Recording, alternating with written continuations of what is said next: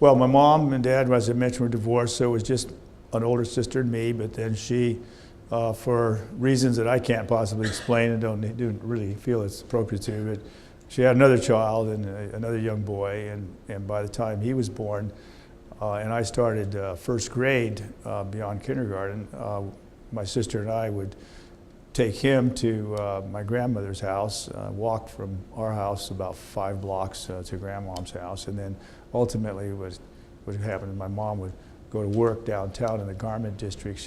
She was a seamstress and she made dresses for a clothing manufacturing company, and it just got to be too much for her. So the ultimate point of this is that by the time I was 7, she realized she couldn't handle 3 children, so she had to put one up for auction or adoption, one of the two, and I was the one she put up.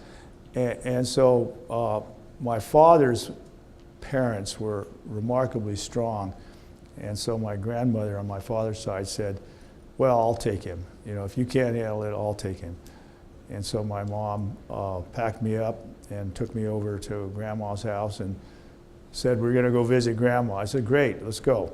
And so we get over there, and by the time a day goes by, so when's she going to come pick me up? I said, well, let's stay an extra day. And so I stayed an extra day, and then I said, well, when's Mom going to go pick me up? I said, stay another day. Okay, great. She knows how to cook well, so I'm happy.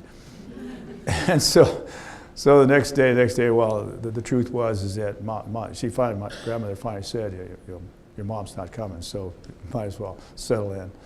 And that was, in a way, it was a kind of a blessing because my mom's struggles were so overwhelming that my sister that's older really never got over some of the losses of her father, and of course, I see that sometimes in happening to the lives of individuals, and I'm always believing that no matter how hard it is with moms and dads and they don't know what to do and how to raise kids and so forth, that you can't just cave in and start doing destructive things. You gotta take one step at a time.